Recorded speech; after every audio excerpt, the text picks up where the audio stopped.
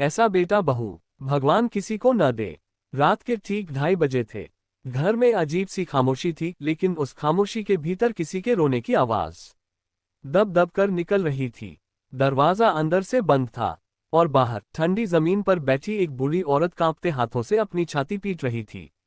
उसी कमरे के अंदर उसका बेटा था और बहू भी, पर उस माँ के लिए वहां कोई अपना नहीं था।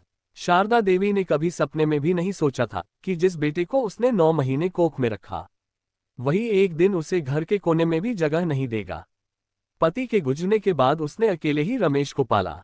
दूसरों के घर बर्तन मांझ मांझ कर, कभी खेतों में मजदूरी करके उसने बेटे को पढ़ाया। रमेश पढ़ लिख गया, नौकरी लग गई और फिर शहर से बहू आई रीमा। शुरू शुरू में सब ठीक था। रीमा मीठा बोलती, माँ माँ कहकर पुकारती। शारदा देवी का दिल भर आता, चलो भगवान ने बेटी जैसी बहू दी। पर यह मिठास ज्यादा दिन नहीं टिकी। शादी के कुछ ही महीनों बाद रीमा के बोल बदलने लगे। माँ जी, ये गांव का घर बहुत पुराना है। आपके कारण रमेश आगे नहीं बढ़ पा रहा। और रमेश, वो चुप रहा, हर बार चुप। शारदा देवी ने उसी दिन समझ लिया, अब वो इस घर की मेहमान बन चुकी है।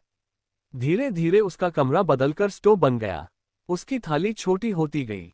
दवाइयाँ फिजूल खर्च कहलाने लगी। और रमेश, वो वही रमेश था जो कभी माँ के बिना खाना नहीं खाता था। अब वही रमेश माँ की तरफ देखता भी नहीं था। एक रात शारदा देवी को तेज बुखार था। कांपते हुए बहू से बोली, बेटी जरा रमेश को बुला दे। रीमा ने बिना देखे जवाब दिया, ड्रामा मत कीजिए माँ जी, रोज का है। पूरी रात शारदा देवी फर्श पर पड़ी रही। जब रमेश ने माँ से कहा, माँ पास के वृद्धाश्रम में अच्छा इंतजाम है, तब शारदा देवी के अंदर कुछ टूट गया। बस उस बेटे को देखती रही जिसके लिए उसने अपनी जवानी, अपने सपने सब कुर्बान कर दिए थे। उस रात वो बिना बताए घर से चली गई। 3 दिन बाद गांव के मंदिर के बाहर उसकी लाश मिली। सीने से एक पुरानी डायरी चिपकी हुई थी। डायरी में आखिरी पंक्तियां थीं, अगर मेरी कहानी कोई पढ़े तो बस इतना समझ ले, ऐसा बेटा बहू भगवान किसी को न दे। जिसने जन्म दिया वही बोझ बन जाए, इससे बड़ा पाप कुछ नहीं। डायरी रमेश के हाथ में आई तो उसके हाथ कांपने लगे।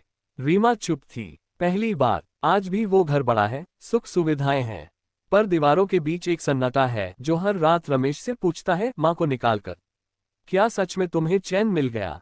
कुछ रिश्ते मरने के बाद नहीं, जिंदा रहते ही मार दिए जाते हैं।